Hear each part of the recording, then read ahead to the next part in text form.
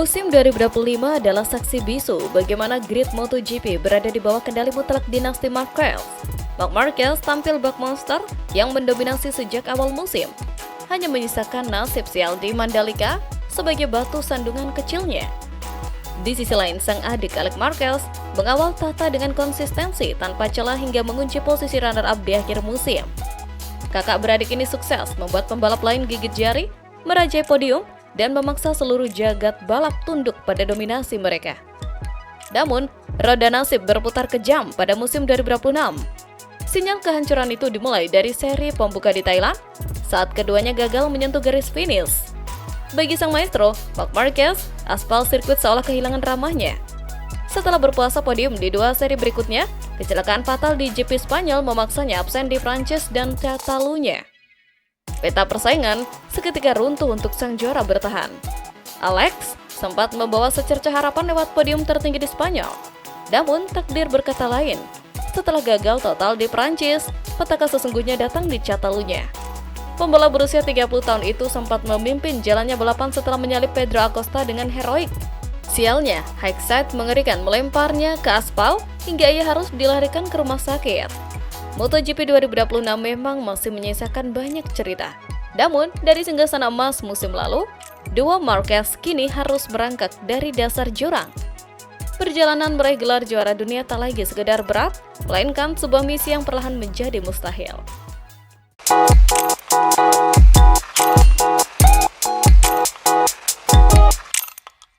Memulai balapan dari barisan belakang dalam kompetisi Moto3 musim 2026 seringkali dianggap sebagai akhir dari peluang seorang pembalap.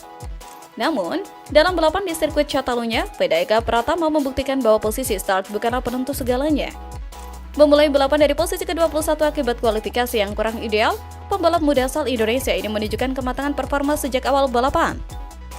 Melalui keputusan yang tepat di lintasan lurus dan tikungan teknis Catalunya, ia berhasil melewati 8 pembalap sekaligus di lap pertama dan mengakhiri balapan di posisi ke-8. Tambahan 8 poin ini menempatkannya di peringkat kelima klasemen sementara dengan total 58 poin, sekaligus memperkuat statusnya sebagai pendatang baru terbaik musim ini. Di balik aksi saling salib di lintasan dengan kecepatan tinggi, terdapat momen menarik yang tidak sepenuhnya tertangkap oleh siaran televisi. Sang pemimpin klasemen saat ini, Máximo Quiles, yang mendominasi musim dengan 4 kemenangan beruntun, diketahui memiliki hubungan pertemanan yang dekat dengan Veda sejak kompetisi Red Bull Rookies Cup 2024. Di luar lintasan, Máximo sempat menghampiri Veda dan menyebutnya sebagai sosok masa depan yang potensial. Máximo juga secara terbuka menyampaikan apresiasinya atas pencapaian podium pertama Veda di GP Brazil awal musim ini. Kedekatan mereka memberikan kesempatan bagi Veda untuk mempelajari konsistensi, manajemen ban, dan ketenangan dari pembalap yang saat ini memimpin kejuaraan. Performa konsisten Veda saat melakukan pengejaran dari posisi belakang pun mulai menarik perhatian tokoh-tokoh penting di paddock MotoGP. Valentino Rossi sempat memberikan pandangan bahwa bagi pembalap muda, pengelolaan mental saat harus memulai balapan dari posisi belakang sangat menentukan hasil akhir. Kemampuan Veda untuk tetap tenang dan fokus dalam situasi padat ini sejalan dengan apa yang disampaikan oleh Rossi. Dampak dari performa tersebut kini meluas ke tim-tim besar. Pemilik tim Gresini Racing, Nadia Padovani, dikabarkan mulai memantau secara langsung perkembangan Veda di kelas Moto3. Karakter balap Veda yang penuh perhitungan dinilai menjadi nilai tambah yang potensial untuk masa depan. Dengan evaluasi pada aspek kualifikasi dan konsistensi, rivalitas sehat antara Veda dan Quiles berpotensi terus berkembang ke tingkat yang lebih tinggi.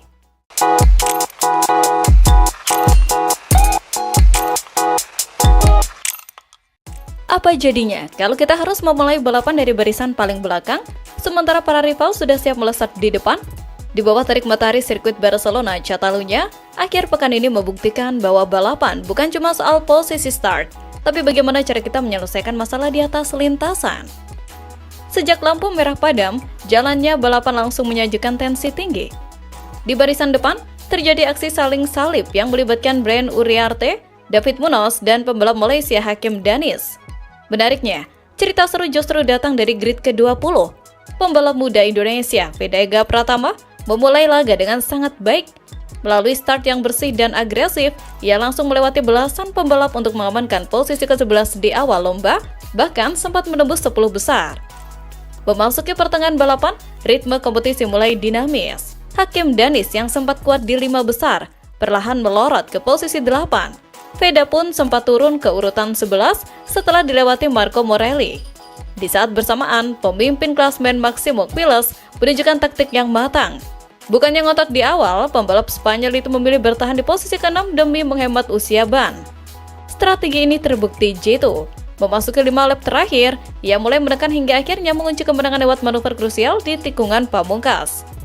Sementara itu, situasi di rombongan tengah tidak kalah sengit. Di tengah kepadatan lap terakhir, Veda tampil sangat tenang.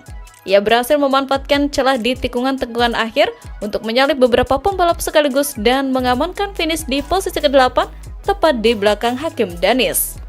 Hasil ini jelas menjadi pencapaian yang sangat positif untuk seorang rookie. Meski Quiles makin kokoh di puncak klasemen dengan keunggulan 64 poin, tambahan angka dari Catalunya ini membuat Veda kini mengoleksi 58 poin. Jumlah tersebut menyamai torehan Marco Morelli di peringkat keempat klasemen sementara. Dengan perkembangan yang makin konsisten, menarik untuk ditunggu bagaimana kiprah pembalap Indonesia ini di seri berikutnya di sirkuit Mugello akhir Mei nanti.